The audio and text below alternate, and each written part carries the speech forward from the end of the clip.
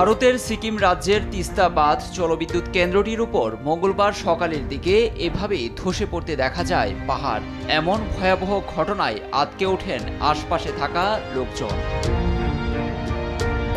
National hydroelectric পাওয়ার কর্পোরেশনের তিস্তা বাঁধ জলবিদ্যুৎ কেন্দ্রটিতে পাহাড় ধসের দৃশ্য সেখানকার লোকজন মোবাইলে ধারণ করেন।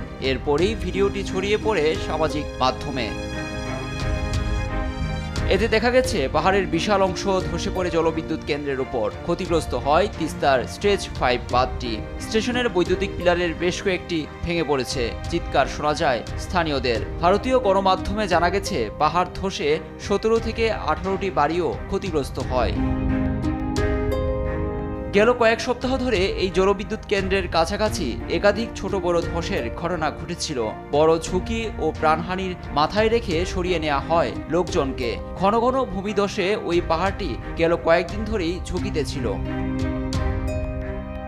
এরই মধ্যে ক্ষয়ক্ষতি মূল্যায়ন এবং পরিস্থিতি পর্যবেক্ষণ করতে ঘটনাস্থলের আশপাশে পরিদর্শন করেছেন বলে বিবৃতি দিয়েছে সংশ্লিষ্ট মহল। 2023 সালের অক্টোবরে সিকিমে লোনাক হ্রদ ভেঙে যে দুর্যোগ নেমে এসেছিল তাতে ক্ষতিগ্রস্ত হয় তিস্তার এই বাঁধটি।